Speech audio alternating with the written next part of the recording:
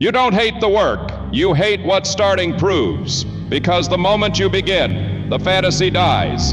And you've been living off that fantasy longer than you want to admit. You wake up already tired, not physically, mentally, your body is fine, your mind is crowded. You know what you should do today. You knew it yesterday, you knew it last week, and somehow you didn't start.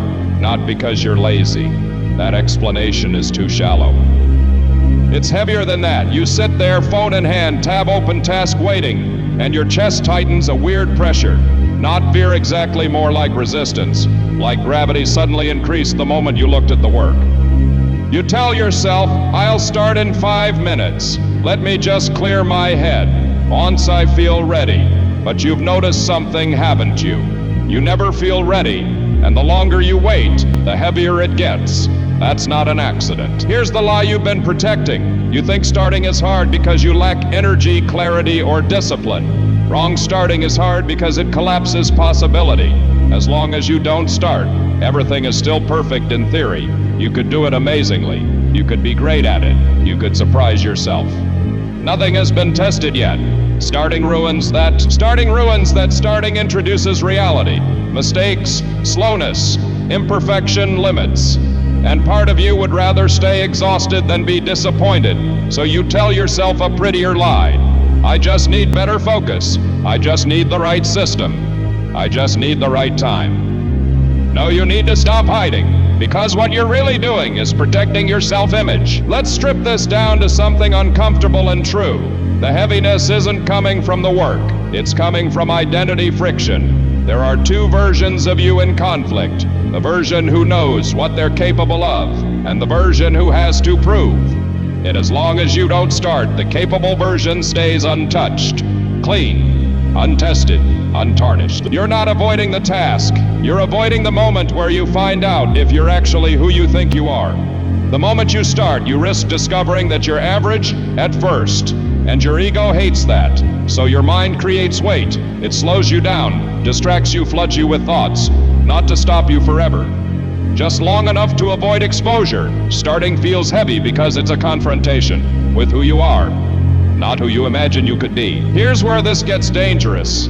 Every day you delay, you're training yourself to associate potential with safety and action with threat. That's a bad trade because potential doesn't pay you, doesn't change you, doesn't save you. It just keeps you comfortable enough to stay stuck. And time is watching, not loudly, not dramatically. Inaction isn't neutral. It's a vote for the version of you that stays small. Quietly every day you don't start, you're not resting. You're reinforcing an identity, the identity of someone who knows, but doesn't move.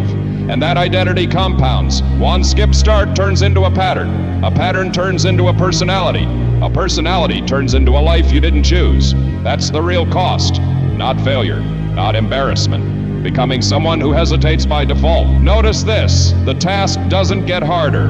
You get weaker, not weaker in ability, weaker in trust. Every time you tell yourself later and don't follow through, your mind learns something. It learns that your words don't mean action. So the next time you say, I'll start, your nervous system doesn't believe you. It responds with resistance, fatigue, overthinking, distraction. That's why starting today feels heavier than it did a year ago. You're not fighting the task. You're fighting your own broken credibility. The weight you feel isn't the work. It's the memory of every time you didn't show up. You think starting requires readiness, energy, confidence. Certainty, no readiness is a reward, not a requirement. It only shows up after movement. Waiting to feel ready is like waiting for warmth before lighting the fire. You can wait your whole life. And some people do. They mistake hesitation for thoughtfulness, fear for caution, delay for strategy. It's not. It's avoidance dressed in intelligence. So here's where this splits. Two paths, no middle ground. Path one, you keep protecting the idea of yourself. You stay careful, you stay theoretical, you never fully fail. But you never fully live, either. You don't need more time. You need to decide who you're willing to disappoint, your ego or your future. Path two, you start heavy, messy, unimpressive. You let the fantasy burn. You let the ego bleed. And you earn something real, not confidence, not pride.